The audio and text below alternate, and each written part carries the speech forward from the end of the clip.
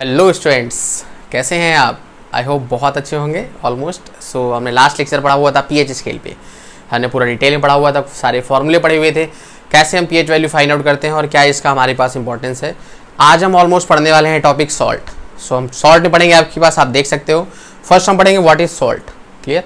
Second number पर हम पढ़ेंगे आपके पास प्रिपरेशन मैथड ऑफ सॉल्ट, कि कैसे कैसे हम आपके पास सॉल्ट को बना सकते हैं। थर्ड मेथड हमारे पास होगा आपके पास टाइप्स ऑफ सॉल्ट, क्लियर। कि थर्ड टॉपिक आपके पास हम पढ़ेंगे कि कितने टाइप के सॉल्ट होते हैं, एसिडिक, बेसिक, न्यूट्रल, किस कंडीशन पे एसिडिक, किस कंडीशन पे बेसिक। और लास्ट टॉपिक हमारे पास होगा yes family of salts, clear. उसके बाद हम कुछ क्वेश्चंस भी करेंगे आपके पास सॉल्ट्स के, जो आपके मोस्टली आपके पूछे गए हैं बोर्ड एग्जाम्स में, एज वेल एज कुछ कॉम्पिटिशन को एग्जाम्स में से भी, क्लियर। सो हम स्टार्ट करते हैं आज का topic, yes what is salt.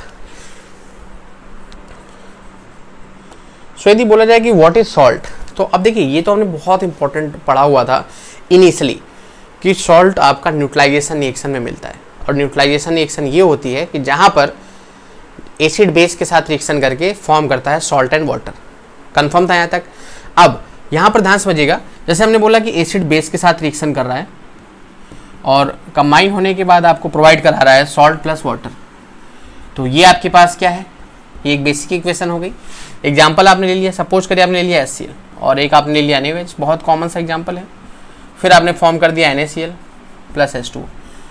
हम मेनली आपको ये बताना चाहते हैं कि एक्चुअल में सॉल्ट है क्या। तो जब आप इसको स्प्लिट कर रहे हो, तो जब स्प्लिट कर रहे हो तो आप क्या मिल रहा है, H प्लस और Cl माइनस। इसको स्प्लिट करने पर आपको क्या मिल रहा है, N प्लस OH माइनस। तो अब हुआ ये हमारे पास कि जो Na प्लस था आपके पास, Na प्लस किसका केटायन था, बेस का, और जो आपके पास H प्लस किसका केटायन था, एसिड का। तो Na प्लस जो है वो आपके पास H प्लस को डिस्प्लेस कर देगा। तो कहने का मतलब यहाँ से जो प्रोडक्ट फॉर्म हुआ वो HCl पहले हो रहा था, तो अब Na प्लस ने इसको डिस्प्लेस कर दिया, तो अब क्या फॉर्म हो गया, NaCl। मतलब अब ये कह सकते हो कि जो Na है वो किसका है, बेस का है। ये आपके पास किस में था, बेस में था, और ये आपके पास किस में था, एसिड में था। तो इसीलिए हम बोलते हैं इसको बेसिक रेडिकल, और इसको क्या बोलते हैं हम आपके पास, एसिड रेडिकल, क्लियर। तो बेसिक रेडिकल का मतलब हमारे पास क्या हो गया, केटायन, और एसिड रेडिकल का मतलब हमारे पास क्या हो गया, एनायन। लॉजिक समझ में आ रहा है? तो क्या समझ में आया हमारे पास, समझ में आपको ये आया हमारे पास कि जो सॉल्ट फॉर्म होता है, सॉल्ट में जो केटायन होता है वो किसका होता है, बेस का, और दैट इज हम उसको क्या बोलते हैं, बेसिक रेडिकल, क्लियर। क्योंकि हमको कहाँ से मिल रहा है, वो बेस से मिल रहा है। और जो आपके पास सॉल्ट में एनायन होता है वो किसका होता है, एसिड का। बात समझ में आ रही है? तो इसलिए हम उसको क्या बोलते हैं आपके पास, एसिडिक रेडिकल। तो आपके पास डेफिनेशन समझ में आ गई, क्या समझ में आ गई हमारे पास, डेफिनेशन ये समझ में आ गई, when cation of a base, cation of a base displaces cation of acid, salt is formed, salt is formed, clear. बात समझ में आ रही कि जो आपके पास केटायन है किसका, बेस का, जब बेस का केटायन हमारे पास एसिड के केटायन को क्या कर देगा, डिस्प्लेस कर देगा, तो हम कह सकते हैं वहां से हमारे पास क्या फॉर्म हो गया, सॉल्ट फॉर्म हो गया। और ये हमारे पास उसका एक प्रॉपर एग्जांपल हो गया। लॉजिक समझ में आ रहा है हमारे पास, क्लियर है।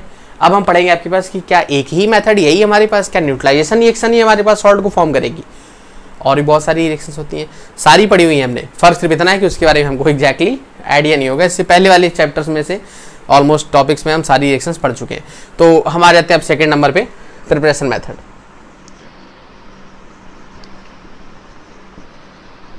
Preparation method of salt.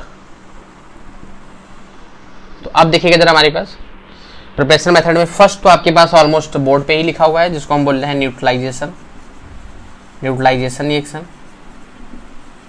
Neutralisation reaction में क्या होगा हमारे पास कि जो एसिड है वो बेस के साथ कंबाइन करके क्या फॉर्म कर देगा, सॉल्ट प्लस वाटर। सो ये पहली रिएक्शन हमारे पास आपके पास कंबाइन लिखी हुई है। सेकेंड नंबर हमारे पास है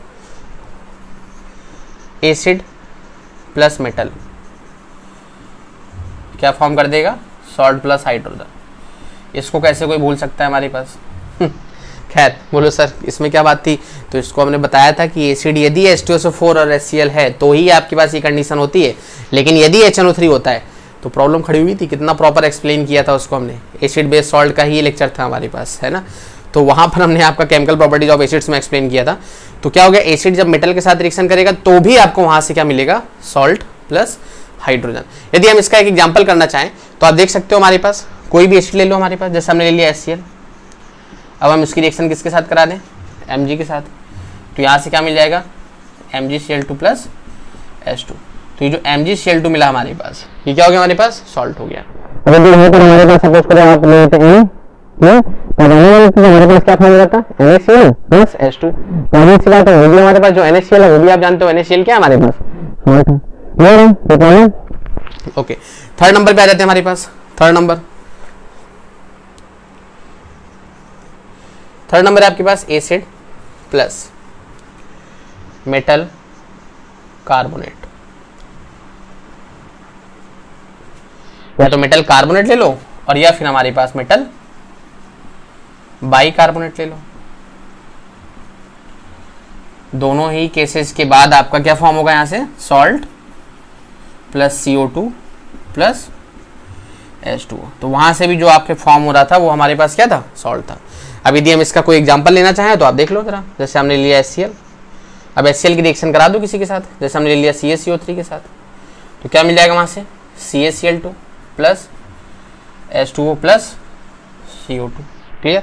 अब यहीं पर यदि हम सपोज करो HCl की रिएक्शन करा दें कैल्शियम बाई कार्बोनेट के साथ, तो ये भी हमने पढ़ा हुआ है, सेम कंडीशन फॉर्म हो जाएगी CaCl2 plus CO2 plus H2। अब CO2 पहले लिखो या बाद में लिखो, कोई प्रॉब्लम तो है नहीं उसमें, है ना।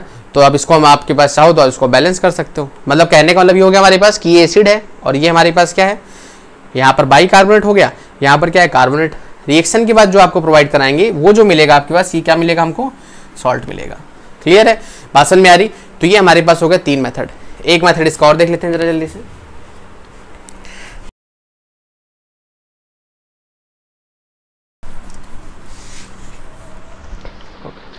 फोर्थ मेथड देखिएगा हमारे पास। फोर्थ मेथड है जब आपके पास कोई एल्कली मेटल हो या कोई एल्कली हो हमारे पास। एल्कली का मतलब आप समझ सकते हो, बेस की बात कर रहा है। और एल्कली जब हमारे पास रिएक्शन कर जाए किसके साथ, मेटल के साथ। क्लियर। एल्कली का मतलब हो गया हमारे पास, नोन होगा सबको, वाटर सॉल्युबल बेस की, मतलब ऐसा बेस जो आपका सिर्फ और सिर्फ किस क्या हो, वाटर में सॉल्युबल हो। तो जब ये मेटल के साथ रिएक्शन करेगा तो वहां से भी मिल जाएगा सॉल्ट प्लस हाइड्रोजन। क्लियर। तो अब इसमें हमने बहुत इंपॉर्टेंट आपके पास पढ़ा हुआ था, क्या पढ़ा हुआ था हमने आपके पास, कि इस कंडीशन पे हमारे पास अच्छे इंपॉर्टेंट सॉल्ट फॉर्म होते हैं। रिएक्शन हमको याद रखनी थी, कौन सी, जैसे कि आप देख लो, जैसे हमने ले लिया सपोज करिए NaOH ले लिया, सोडियम हाइड्रोक्साइड, हमने रिएक्शन करा दी Zn के साथ, तो क्या फॉर्म हो रहा था, यस ऑलमोस्ट हमें पता था। क्या आप भूल गए होगे, बोले सर हम नहीं भूले, तो नहीं भूले तो बताना चाहिए था, बोले सर बताया तो था। खैर देख लो जरा आप, क्या फॉर्म हो गया हमारे पास, Na2ZnO2 प्लस H2। ऐसे ही हमने बोला था कि आपको एक रिएक्शन बहुत इंपॉर्टेंट थी, याद रखना, NaOH की किसके साथ, एल्यूमिनियम के साथ। और हमने बताया था कि इस रिएक्शन में वाटर भी पार्टिसिपेट करता है। तो यहाँ से क्या फॉर्म हो रहा था, NaAlO2 sodium aluminate plus H2। Clear है, बात समझ में आ रही। तो यहाँ से ये जो सॉल्ट मिल रहा है हमारे पास, ये भी हमारे पास क्या है, ये भी करस्पॉन्डिंग सॉल्ट्स है। तो हमने 4 मेथड्स पढ़ लिए। पहला तो न्यूट्रलाइजेशन रिएक्शन, क्लियर। दूसरा हमने क्या पढ़ा, जब एसिड किसी मेटल के साथ रिएक्शन करता है, क्लियर। तीसरा क्या पढ़ा, मेटल कार्बोनेट्स या बाई कार्बोनेट्स जब एसिड के साथ रिएक्शन करते हैं। और चौथा क्या पढ़ा, जब कोई एल्कली मतलब वाटर सोल्युबल बेस जब रिएक्शन करता है किसके साथ, हमारे पास किसी मेटल के साथ, तो वहां से भी हमको सॉल्ट मिलता है। क्लियर। तो ये हमारे पास थे प्रिपरेशन मेथड ऑफ सॉल्ट्स, कि कैसे कैसे हमको सॉल्ट मिल सकता है। सारे केसेस में आप क्या देख पा रहे होगे कि जो बेस का केटायन है वो हमेशा एसिड के केटायन को डिस्प्लेस कर रहा होगा। आप इस रिएक्शन में भी देख लो हमारे पास, तो ये जो हमारे पास रिएक्शन हो रही है Na प्लस, क्लियर। अब आप इसमें डाउट में आ जाओ कि भाई इसमें तो डिस्प्लेस नहीं कर रहा है, तो ओवरऑल हमारे पास देखो जरा हो क्या रहा है कि यहाँ पर जो आपका Na है, क्लियर। अब यहाँ पर आप देखो कि मेटल के साथ, अच्छा ये तो हमारे पास उसकी बात हो गई, हम तो वो बता रहे थे आपका एसिड के साथ, क्लियर। जब एसिड वाली रिएक्शंस होगी तो वहाँ डिस्प्लेस करेगा। अब यहाँ तो आपके पास एसिड है ही नहीं, तो यहाँ तो मेटल है, तो ये तो आपके पास उसी के अकॉर्डिंग कंबाइन प्रोडक्ट फॉर्म कर गया, हाइड्रोजन गैस आपकी इवॉल्व होगी। अच्छा ये जो रिएक्शंस होती हैं ये हाइड्रोजन गैस की प्रिपरेशन मेथड भी होती हैं, क्योंकि आप देख सकते हो कि सारे केसेस में हाइड्रोजन बाहर निकल रही है। हमने जब एसिड मेटल की रिएक्शन पढ़ी तो भी हाइड्रोजन बाहर निकल रही थी, क्लियर। यहाँ पर हमने पढ़ा तो भी हाइड्रोजन निकल रही थी। और एक इंटरेस्टिंग फैक्ट आपके पास कि आज का जो ऑलमोस्ट वीडियो होगा इसके बाद जो आएगा हाइड्रोजन का क्लास 11th का, उसमें भी यही टॉपिक फंसेगा, yes preparation method of hydrogen. बात समझ में आ रही है। तो उसमें केमिकल रिएक्शंस होंगी, उसकी उसमें बताया जाएगा कि कैसे हाइड्रोजन आपका प्रिपेयर होता है। खैर अब आ जाते हैं आपके पास टाइप्स ऑफ सॉल्ट पे, थर्ड टॉपिक आपके पास टाइप्स ऑफ सॉल्ट। क्लियर? तो अब हम पढ़ रहे हैं कि सॉल्ट हमारे पास क्या क्या हो सकते हैं, किस किस तरीके के हो सकते हैं। तो बड़ा सिंपल सा हमारे पास है। पहला तो सॉल्ट हो सकता है हमारे पास एसिडिक। क्लियर? दूसरा सॉल्ट हो सकता है हमारे पास बेसिक सॉल्ट, और तीसरा सॉल्ट हमारे पास हो सकता है न्यूट्रल सॉल्ट। क्लियर? 3 टाइप के हमारे पास सॉल्ट होते हैं। अब यदि आपसे कोई बोले कि भाई एसिडिक सॉल्ट क्या होता है, तो नाम से ही समझ जाओ ना, एसिडिक, एसिडिक का मतलब एसिड ज़्यादा है। सॉल्ट में जो आपका सॉल्ट फॉर्म हुआ है उसमें एसिड ज़्यादा है। एसिड ज़्यादा होने का मतलब ये है कि एसिड की स्ट्रेंथ ज़्यादा है। एसिड तो ज़्यादा नहीं होता ना, एसिड की स्ट्रेंथ ज़्यादा होती है। इससे पहले वाले लेक्चर में पढ़ाया था पीएच स्केल में कि एसिड की स्ट्रेंथ क्या होती है, मोलैरिटी है ना। तो यहाँ पर क्या है हमारे पास, एसिडिक सॉल्ट का मतलब हो गया कि वहाँ पर स्ट्रॉन्ग एसिड है और वीक बेस है। लॉजिक समझ में आ रहा है हमारे पास? तो क्या मतलब हो गया इसका? इसका मतलब हो गया कि एसिड कैसा है, स्ट्रॉन्ग, और बेस कैसा है हमारे पास, वीक। क्लियर? कि जब कभी भी हमारे पास ऐसी कंडीशन होगी कि एसिड आपके पास स्ट्रांग होगा और बेस हमारे पास वीक होगा, तो वहां से आपका हमेशा जो सॉल्ट फॉर्म होगा वो कैसा होगा हमारे पास, यस, एसिडिक। आप एग्जांपल देख लो इसका। जैसे हमने लिया HCl और हमने लिया NH4OH। क्लियर? ये वीक बेस है, ये हमारे पास क्या स्ट्रॉन्ग एसिड है। कंबाइन होने के बाद आप देखो इसका केटायन पार्ट देखो, बेस का केटायन पार्ट NH4 प्लस है, OH माइनस है, तो NH4 प्लस इस H प्लस को डिस्प्लेस कर देगा तो मिल जाएगा NH4Cl। तो ये जो मिला आपके पास, ये मिल गया आपको एसिडिक सॉल्ट। बात समझ में आ रही है हमारे पास? क्लियर है? यदि हम इसके और एग्जांपल करना चाहें तो आप बहुत सिंपल से देख सकते हो। यहाँ पर आप ये भी देख सकते हो कि हम इसकी जगह क्या ले लें, MgOH to the whole twice. तो जब हम MgOH to the whole twice ले लेंगे तो यहाँ से क्या मिल जाएगा, MgCl2 प्लस H2। क्लियर? तो जो MgCl2 मिलेगा हमारे पास, वो भी आपके पास एक टाइप का क्या है, वीक एसिडिक सॉल्ट है। क्लियर? बात समझ में आ रही? अब रहते हैं बेसिक सॉल्ट पे। तो जब आपको ये समझ में आ गया कि एसिडिक सॉल्ट में एसिड स्ट्रॉन्ग था, तो मतलब बेसिक सॉल्ट में बेस स्ट्रॉन्ग होगा। क्लियर है हमारे पास? तो बेसिक सॉल्ट है तो मतलब आप कह सकते हो क्या कि भाई स्ट्रॉन्ग बेस है, और जब बेस स्ट्रॉन्ग है तो ऑब्वियस सी बात है दूसरे वाले को क्या होना पड़ेगा, वीक होना पड़ेगा। क्लियर? कि मतलब इस केस में हमने क्या बोल दिया कि strong acid as well as जो बेस है हमारे पास वो आपका वीक है। क्लियर? अब इसके यदि हम एग्जांपल करना चाहें तो आप देख लो, स्ट्रॉन्ग बेस ले लिया हमने आपके पास NaOH, और फिर हमने वीक एसिड ले लिया, सॉरी स्ट्रॉन्ग बेस और वीक एसिड। क्लियर? तो अब वीक एसिड हमने ले लिया कार्बोनिक एसिड H2CO3।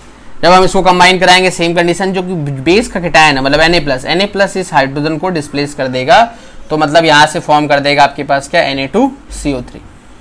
तो जो भी ये Na2CO3 है, तो Na2CO3 में आप देख पा रहे होगे कि जो हमारे पास केटायन है वो किसका, स्ट्रॉन्ग बेस का, और जो एनायन है हमारे पास वो किसका, आपके पास वीक एसिड का।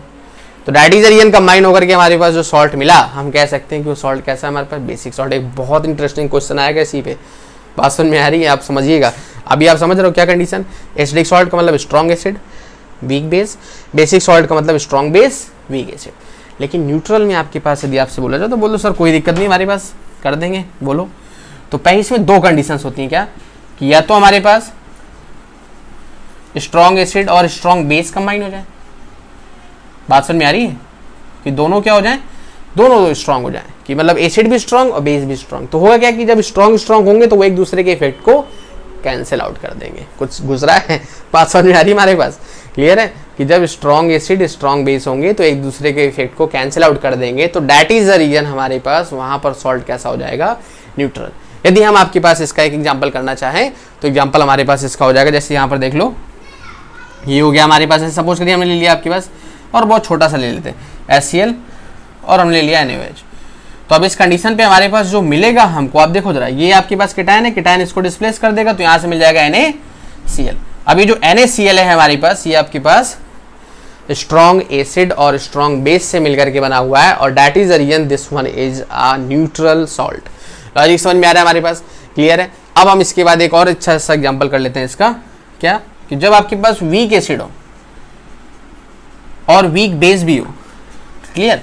कि एसिड भी वीक हो और बेस भी वीक हो। ऑब्वियस सी बात है कि जब स्ट्रॉन्ग है तो एक दूसरे के इफेक्ट को कैंसिल आउट कर रहे हैं, तो जो वीक होंगे वो भी हमारे पास एक दूसरे के इफेक्ट को क्या कर देंगे, कैंसिल आउट कर देंगे, तो वहाँ से भी हमें जो सॉल्ट मिलेगा वो भी कैसा होगा, न्यूट्रल। कंडीशन समझ में आ रही है, फील आ रहा है टॉपिक में, डेप्थ समझ में आ रही है हमारे पास, आनी चाहिए यदि आपने सारे लेक्चर्स देखे हुए तो, और नहीं देखे हुए तो देख लो, जरूरी नहीं हमारे देखो, आप किसी के भी देख सकते हो, बस टॉपिक आना चाहिए आपको।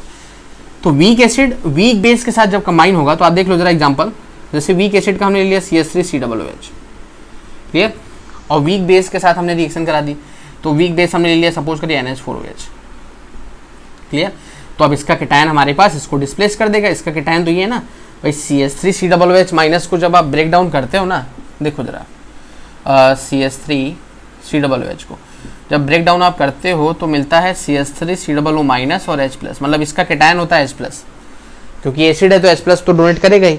तो डैट इज द रीजन कि इतना पोर्शन इसका एनायन है, ये इसका कैटायन है, तो मतलब ये जो बेस का कैटायन है NH4 प्लस, ये आकर के इसके कैटायन को डिस्प्लेस कर देगा, तो क्या मिल जाएगा यहाँ से मिल जाएगा CH3COO NH4, क्लियर। और ये हमारे पास हो जाएगा आपके पास वीक एसिड और वीक बेस से मिलकर के बना हुआ सॉल्ट, और that is the reason we just said this one is neutral. Why this is neutral? Because both are weak. Why this is neutral? Both are strong. Why this is basic? Strong base weak acid. Why this is acidic? Strong acid weak base. Logic clear है हमारे पास, बात समझ में आ रही? सो अब हमारे पास एक बहुत अच्छा सा क्वेश्चन आता है जो आपके पास हिला के रख देगा आपको, देखिएगा।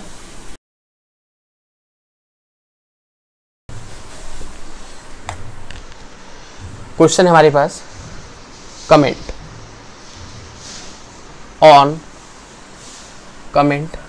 On the type of salt NaHCO3। इसमें बोला गया है भैया कमेंट करो, आप कमेंट करो कि NaHCO3 but that is sodium bicarbonate किस तरीके का सॉल्ट है। अब ये भी बता के गए हम आपको, हम क्या बता के गए आपको कि हमारे पास जो सॉल्ट है वो आपका एसिड और बेस से मिलकर के बनता है, जहाँ पर जो कैटायन होता है वो बेस का होता है, जो एनायन होता है वो आपका एसिड का होता है। तो मतलब आपके माइंड में बिल्कुल आ गया कि भाई हम इसको अलग अलग कर दें, हमको मिल गया Na प्लस और HCO3 माइनस, कोई प्रॉब्लम नहीं। थोड़ा सा इंटरेस्टिंग हम आपको और बता दें बनता कैसे है। जब हम NaOH की रिएक्शन कराते हैं किसके साथ? H2CO3 के साथ, तो वहां से हमको मिलता है क्या?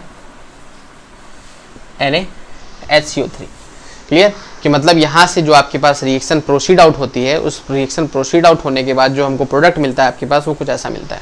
अब यदि आप इसको बैलेंस कराओगे तो समथिंग कुछ ऐसा हमारे पास, क्लियर। 3 हाइड्रोजन है, ओके ओके ठीक है, क्लियर। तो अब ये हमारे पास सॉल्ट मिल गया। अब माइंड में देखना, ध्यान समझना, आपके माइंड में क्या होगा, क्वेश्चन इंपॉर्टेंट है तभी आपको बताया।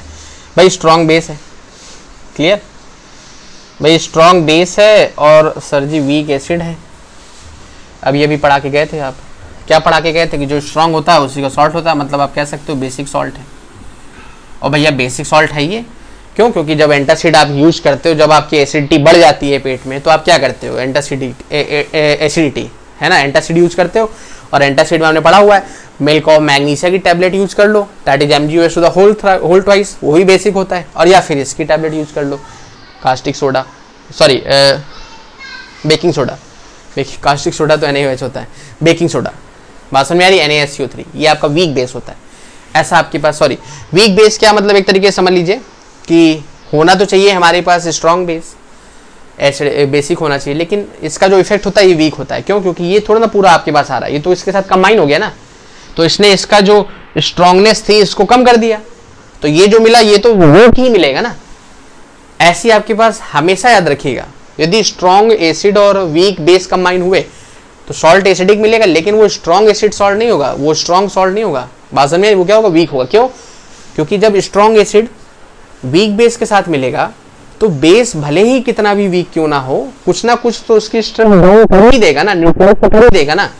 तो दैट इज द रीजन की स्ट्रेंथ उसकी स्ट्रॉन्ग नहीं हो सकती कभी भी।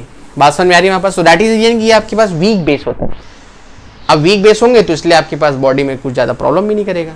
हम ये इसलिए बता रहे हैं क्योंकि ये बेकिंग सोडा है। अब आप बोलो सर कास्टिक सोडा भी यूज कर लेते हैं, सर NaOH होता है, सर स्ट्रॉन्ग एसिड होता है। भैया मेरे बात समझ में आ रही है? तो दैट इज द रीजन की स्ट्रॉन्ग एसिड यूज नहीं कर सकते एसिडिटी को हटाने के लिए, तो हो जाएगा काम। लॉजिक समझ में आ रहा है? तो दैट इज द रीजन हमारे पास वी जस्ट यूज अब माइल्ड बेस, इसको बोलते हैं माइल्ड, MILD। माइल्ड का मतलब कि बहुत ज़्यादा स्ट्रॉन्ग जो ना हो और ना बहुत ज़्यादा वीक हो। तो अब हमारे पास कंडीशन क्या है कि ये बेसिक हमको साफ साफ दिखाई दे रहा है, हमने बोल दिया no problem. But the problem is this one is not basic salt, this is acidic salt. आई बात समझ में? तो ये था हमारे पास क्वेश्चन जो हमको बताना था। अब आप बोलो सर ये एसिडिक सॉल्ट क्यों है? भैया आपको तो साफ साफ दिख रहा है स्ट्रॉन्ग बेस वीक एसिड, तो भैया बेसिक सॉल्ट होना चाहिए। आप कह रहे हो एसिडिक सॉल्ट है सर, गलत पढ़ा रहे हो सर, मजा नहीं आ रही हमको। खैर अभी आएगी हमारे पास मजा ये आएगी हमारे पास कि जो इसका एनायन होता है, एनायन को जब आप स्प्लिट करोगे तो ये कुछ ऐसी कंडीशन मिलेगी। ध्यान समझना हमारे पास, इसको स्प्लिट किया सॉल्ट को तो ये केटायन मिला, ये एनायन मिला। लेकिन यदि एनायन को स्प्लिट करोगे फर्दर तो H+ और CO3 2-, कहने का मतलब hydrogen ion plus carbonate ion. तो हो क्या रहा है कि ये जो NaSCO3 है ये कैपेबल है क्या करने के लिए? H+ को डोनेट करने के लिए। और जब ये कैपेबल है H+ को डोनेट करने के लिए, तो हमने पढ़ा हुआ है कि जितने भी एसिड्स होते हैं वो सारे H+ क्या करते हैं? डोनेट करते हैं। जो प्रोटॉन डोनर है वही आपके पास क्या होते हैं? एसिड्स होते हैं। तो दैट इज द रीजन कि हम कह सकते हैं आपके पास कि ये आपका एसिडिक सॉल्ट है, because it is capable of donating H+ ion. बात समझ में आ गई मेरे पास? क्लियर है ना? कंफर्म समझ में आ रहा है हमारे पास कि ये आपका basic salt by this condition है। लेकिन ये बेसिक इस वजह से नहीं कहा जा सकता क्योंकि इसमें एक H+ है जिसको हम क्या कर सकते हैं? रिलीज करा सकते हैं, आयनाइज करा सकते हैं। और दैट इज द रीजन कि वी विल नॉट कमेंट कि भाई हमारे पास ये आपका बेसिक सॉल्ट है, ये क्या है हमारे पास? Acidic salt. क्लियर है यहाँ तक? नेक्स्ट आ जाते हैं। सो अब आपके पास एक छोटा सा क्वेश्चन और है हमारे पास, कमेंट ऑन, और कुछ पॉइंट हमारे पास दिए गए। पहला हमारे पास पॉइंट है आपके पास सोलुबिलिटी, क्लियर। सेकेंड पॉइंट है हमारे पास pH। थर्ड पॉइंट हमारे पास है एक्शन ऑन लिटमस, क्लियर। चौथा पॉइंट हमारे पास पेरेंट एसिड, और पांचवा पॉइंट हमारे पास पेरेंट बेस। क्लियर कि मतलब हमारे पास इस पे कमेंट करना है। हम pH तो एग्जैक्टली नहीं बता सकते, तो हमको अप्रॉक्स pH पे वर्कआउट करना है कि भाई अप्रॉक्स pH उसकी कितनी हो सकती है। क्लियर। अब हमारे पास कुछ हम सॉल्ट दे रहे हैं आपके पास, जैसे आपके पास पहला सॉल्ट हमारे पास है, यहाँ पर लिख देते हैं हम आपके पास NaCl, दूसरा लिख देते हैं हम आपके पास CuSO4, और तीसरा लिख देते हैं आपके पास Na2CO3। क्लियर कि पहला सॉल्ट हमारे पास क्या है? NaCl, फिर क्या है? CuSO4, और फिर क्या है? Na2CO3। इन 3 सॉल्ट्स पे ये 5-5 कमेंट आपको करने हैं। ये हम आपको इसलिए बता रहे हैं कि आपके पास बोर्ड में बहुत क्वेश्चन पूछा गया है। So that is the reason you have to be just aware for that कि आपके पास इसका क्या मतलब है। तो सोलबिलिटी की यदि बात करते हैं तो मोस्टली क्या होता है कि जो सॉल्ट्स होते हैं, क्लियर, वो आपके पास कैटायंस और एनायंस में डिवाइड हो ही जाते हैं। हालांकि कुछ सॉल्ट्स होते हैं जो फीबली होते हैं। अब फीबली का मतलब क्या होता है? फीबली का मतलब होता है कि वेरी वीक, है ना। यहाँ पर आपके पास देख लो फीबली, तो यदि फीबली सोलुबल लिखा हुआ है इसका मतलब कि वो तुरंत आयनाइज नहीं होंगे, उनको आयनाइज होने में क्या होगा? टाइम लगेगा। बात समझ में, दैट इज कॉल्ड फीबलिक। तो मोस्टली आपके पास सोलुबल ही होते हैं जो आपके स्प्लिट कर जाए। तो कहने का मतलब ये NaCl है, वाटर में डालोगे तो Na+Cl- दे देगा, ये आपका दे देगा Cu2+ SO4 2-, और ये दे देगा 2Na+ और CO3 2-। That means all will be soluble. तो दैट मीन्स ये भी आपके पास सोलुबल हो जाएगा, ये भी सोलुबल हो जाएगा, और ये भी सोलुबल हो जाएगा। क्लियर। अब बात आ रही हमारे पास pH पे कमेंट करना है। तो जब pH पे हमको कमेंट करना है तो फिर हमको ये पता होना चाहिए कि जो सॉल्ट है वो किस टाइप का है, एसिडिक है कि बेसिक है कि हमारे पास आपका वो न्यूट्रल है। तो आप देखो जरा, यहाँ पर NaCl है। अभी हम आपको बता के गए कि जो NaCl हमारे पास है, पहले तो इनके पेरेंट एसिड और पेरेंट बेस लिख लो। तो NaCl देखो, ये तो फैक्ट है वो एसिड का रहा होगा एनायन, और ये किसका रहा होगा? हमारे पास बेस का। तो यहाँ पर आपके पास जो बेस है उसमें आपके पास Na आ रहा है, तो हमने पढ़ा हुआ कि बेस आपका Na से कौन सा हो जाएगा? NaOH, no problem. ऐसे आपके पास यदि Cl आ रहा है तो एसिड कौन सा हो जाएगा? HCl।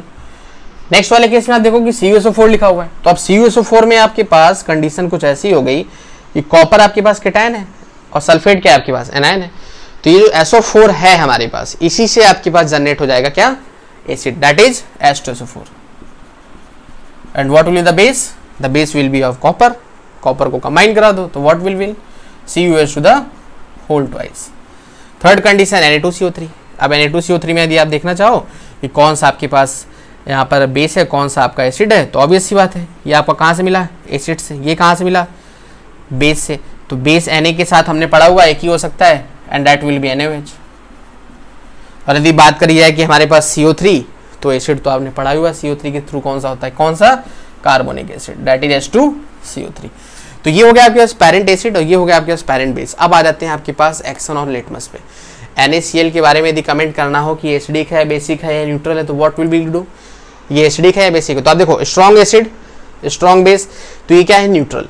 और जब आपके पास ये न्यूट्रल है तो यहाँ पर आपका लिटमस पे उसका कोई भी इफेक्ट नहीं होगा। तो क्या आ गया हमारे पास, नो इफेक्ट। क्यों, क्योंकि आपके पास ये सॉल्ट कैसा है, न्यूट्रल है।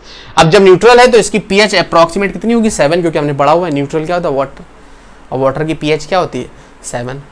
ये तो हमने पढ़ा हुआ है कि all the neutral compounds have pH approximate 7, so that is the reason this one will have a pH of 7। अब यहाँ पर यदि आ जाओ आप, तो ये स्ट्रॉन्ग एसिड है, वीक बेस है, तो ऑब्वियस सी बात है सॉल्ट कैसा होगा, एसिडिक। अब जब सॉल्ट एसिडिक होगा तो हम कह सकते हैं कि जो इसकी पीएच है वो आपके पास 7 से लेस होगी, श्योर 7 से लेस होगी, क्योंकि सॉल्ट कैसा है, एसिडिक, और एसिडिक सॉल्ट का मतलब पीएच आपकी क्या होगी, 7 से लेस होगी। लॉजिक समझ में आ रहा है। और यदि सॉल्ट एसिडिक है तो ये क्या करेगा, जो लिटमस है उसको ये कन्वर्ट कर देगा किसमें, रेड में। यदि लिटमस को उसने रेड में कन्वर्ट कर दिया, कहने का मतलब सॉल्ट कैसा है, एसिडिक। लॉजिक क्लियर मेरे पास। अब यदि बात कर दो आप इसकी, इस केस में, तो ऑब्वियस सी बात है, देखो आप वीक एसिड है और स्ट्रॉन्ग बेस है, तो स्ट्रॉन्ग बेस वीक एसिड के साथ जब रिएक्शन करेगा तो ऑब्वियस सी बात है सॉल्ट कैसा होगा, बेसिक। और जब बेसिक होगा तो हम कह सकते हैं कि उसकी जो पीएच वैल्यू है वो 7 से क्या होगी, ज्यादा होगी। और जब 7 से ज्यादा होगी पीएच वैल्यू तो बेसिक होगा, बेसिक होगा तो मतलब आपके पास वो क्या कर देगा, ब्लू में कन्वर्ट हो जाएगा। सो ऐसे हमको कमेंट करना होता है। ये 5 टॉपिक थे, किसी भी सॉल्ट के लिए आप बोल सकते हो, किसी भी सॉल्ट के लिए A to Z। लॉजिक समझ में आ रहा है हमारे पास, क्लियर, ओके। नेक्स्ट टॉपिक पे आ जाते हैं, और last topic, family of salt.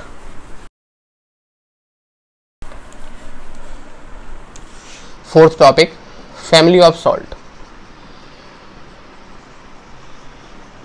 Family of salt. तो ये फैमिली ऑफ सॉल्ट का लॉजिक हमारे पास बड़ा सिंपल सा है। ओनली 4 टाइप की फैमिली हमको पढ़नी है। देखिएगा, फर्स्ट फैमिली हमारे पास क्लोराइड, क्लियर। बी नंबर हमारे पास हो जाएगा नाइट्रेट, सी नंबर हमारे पास हो जाएगा सल्फेट, और डी नंबर हो जाएगा हमारे पास कार्बोनेट, क्लियर। ये 4 फैमिली पे हमें वर्कआउट करना है, और यही फैमिली हमारे पास आपके सिलेबस में दी गई है, तो ये चीज़ हमें वर्कआउट करनी। अब ये फैमिली होती क्या है, तो फैमिली का मतलब ये होता है कि यदि हमारे पास क्लोराइड फैमिली है तो इसका मतलब साफ है कि जो एसिड यूज हुआ है वो कौन सा है, CHCl।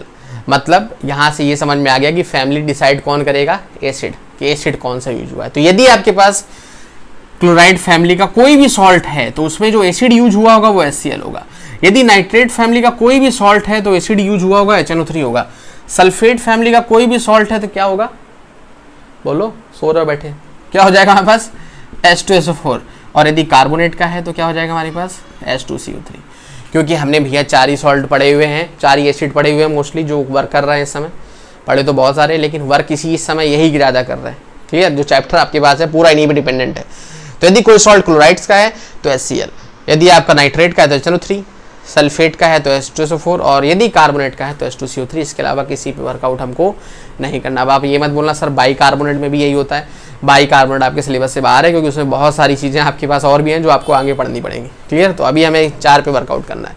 अब आगे बात हमारे पास आती है कि यदि हमारे पास सपोज करो कोई ऐसे बेस सॉल्ट दे दिए जाए जिसपे हमको बताना हो कि कौन सा एसिड और कौन सा बेस है, जैसे आपके पास लिखा हुआ है MgSO4, क्लियर, कि भाई हमारे पास MgSO4 हो गया, फिर हमारे पास जैसे सपोज करिए हो गया CaCO3 हो गया, फिर हो गया आपके पास CuSO4 हो गया। अब ये सॉल्ट लिखे हुए हैं आपके पास, क्लियर। अब इन सॉल्ट्स पे आपको बताना है कि कौन सा हमारे पास एसिड और कौन सा आपके पास बेस है। तो यहां से यदि बोला जाए एसिड कौन सा, तो आपको साफ समझ में आ गया कि भाई सल्फेट है तो आप बोल दोगे कि भाई H2SO4 है, नो प्रॉब्लम। यदि आपके पास CO3 है आप बोल दोगे कि भाई H2CO3 है। आपके पास SO4 है, आपने बोल दिया कि भाई H2SO4 है, no problem. The problem is कि अब आपके पास यदि बोला जाए बेस कौन सा है, तो आप सीधी सी बात, अभी क्या हो उसमें क्या दिक्कत है, Mg है तो Mg को लगा दो हाइड्रोक्साइड के साथ, MgOH to the whole twice. फिर कैल्शियम है, लगा दो आप इसके साथ हाइड्रोक्साइड, क्या हो जाएगा COH to the whole twice. फिर कॉपर है, इसको लगा दो आप COH to the whole twice. बोले सर इसमें क्या बताना था, इसमें तो कुछ था ही नहीं। बताना इसमें ये था हमारे पास कि जरूरी नहीं कि हाइड्रोक्साइड लग करके ही क्वेश्चन आपके पास आए। यदि आपके पास MCQ क्वेश्चन आता है और बोल दे which base is present in this, और ऐसा ऑप्शन हो कि इसमें ये हो ही ना, 4 ऑप्शन में से ये हो ही ना, तो फिर क्या होता है। बोले सर फिर क्या करेंगे, फिर नन ऑफ दीज होगा कहीं पर। इसके अलावा भी हो सकता है, क्या हो सकता है, इसके अलावा हो सकता है MgO, इसके अलावा हो सकता है आपके पास CaO, इसके अलावा हो सकता है आपके पास CuO। लॉजिक समझ में आ रहा है। ये सारे आपके पास क्या है, ये मेटल ऑक्साइड्स हैं। मेटल ऑक्साइड्स कैसे होते हैं, बेसिक इन नेचर। तो ऐसा नहीं है हमारे पास कि यदि हमारे पास MgSO4 फॉर्म हुआ तो सिर्फ वो सिर्फ इसी से फॉर्म हो सकता है, वो मेटल ऑक्साइड से भी फॉर्म हो सकता है। हमने पढ़ा हुआ है कि जब मेटल ऑक्साइड्स आपकी रिएक्शन करती हैं किसके साथ, सॉल्ट एसिड के साथ, तो वहां से भी हमको क्या मिलता है, सॉल्ट प्लस यस। अब वो तो वाटर मिलता है आपके पास, वो तो हम देख ही सकते हैं, क्यों, क्योंकि वो आपके पास होती है बेसिक, और जब एसिड के साथ कंबाइन होंगे तो सॉल्ट प्लस वाटर मिल जाएगा। लॉजिक समझ में आ रहा है हमारे पास, क्लियर है condition. So that is the reason कि हमको इस चीज पे वर्कआउट करना था, क्या कि जो भी हमारे पास सॉल्ट है उस सॉल्ट्स में हाइड्रोक्साइड वाला बेस भी होता है, एज वेल एज उसकी रिस्पेक्टिव ऑक्साइड्स भी एज अ बेस वर्क करती है। क्लियर है, बात समझ में आ रही। तो कोई भी सॉल्ट आपके पास दे दिया जाए आप उसको स्प्लिट कर सकते हो 2 पार्ट्स में। याद रखिएगा कि जो एसिड उसमें निकलेगा वो इन्हीं 4 से डिसाइड किया जाएगा, और बेस में आपको आइडेंटिफाई करना है मेटल कौन सी है, और जैसे आपको मेटल मिल गई आप उसमें हाइड्रोक्साइड तुरंत चिपका दो। बात समझ में आ रही है, क्लियर है। तो यदि आपसे बोल दिया जाए कि भाई हमारे पास अभी हम पढ़ के गए थे कि CH3COO to the whole twice C, अब यदि बोल दिया जाए इसमें हमारे पास कौन सा एसिड है कौन सा बेस है, तो ऑब्वियसली साफ साफ दिख रहा है आपको कि एसिटिक एसिड है। तो कुछ चीज़ें आपको याद रखनी पड़ेंगी। अब आप ये मत बोलना कि भाई यहाँ पर है नहीं, तो फैमिली ऐसा नहीं कि 4 ही होती है, फैमिली बहुत बड़ी है इसकी, बट पढ़नी सिर्फ आपको 4 है। आगे यदि आप बोलो इसकी फैमिली क्या हो जाएगी, तो एसीटेट हो जाएगी, एसीटेट सॉल्ट्स। क्यों, क्योंकि एसीटेट है ना हमारे पास, तो क्या हो जाएगा CH3COOH, ये जो कि हो जाएगा एसिड, और यदि बोला जाए तो CaOH to the whole twice, ये हो जाएगा आपके पास बेस। क्लियर है, बात समझ में आ रही है हमारे पास। सो ये था कॉन्सेप्ट ओवरऑल सॉल्ट्स का। आई थिंक आपको यदि सॉल्ट्स ब्रेक करने आ गए, और आ ही जाएंगे, कितना डिफिकल्ट कहाँ है इसमें, तो आसानी से आप सॉल्ट आइडेंटिफाई कर लोगे कौन सा एसिड है कौन सा बेस है। और ये तो आपको पता है कि स्ट्रॉन्ग बेस कौन सा है, स्ट्रॉन्ग एसिड कौन सा है, ये हमने पढ़ाया हुआ ऑलरेडी एसिड बेस टॉपिक में, क्लासिफिकेशन में। क्लियर, तो यदि आपको एक बार ये पता चल गया तो फिर आप ये बता सकते हो कि ये वीक एसिड है, सॉरी एसिडिक सॉल्ट है, या बेसिक सॉल्ट है, न्यूट्रल सॉल्ट है। क्लियर, बात समझ में आ रही है हमारे पास। तो ये कंप्लीट टॉपिक था सॉल्ट्स का, आई थिंक पूरी तरीके से कंप्लीट हो गया होगा। अब हम पढ़ेंगे कुछ कंपाउंड्स, कुछ इंपॉर्टेंट सॉल्ट्स, जैसे NaCl, NaOH, वॉशिंग सोडा है ना, जिप्सम, फिर plaster of Paris, as well as bleaching powder. तो ये हम कुछ वर्कआउट करने वाले इस पे, सो वो हम करेंगे नेक्स्ट लेक्चर पे। और आई थिंक आपका नेक्स्ट लेक्चर ही लास्ट लेक्चर होगा इस पूरे एसिड बेस्ड सॉल्ट का। So till then enjoy, be motivated and stay focused.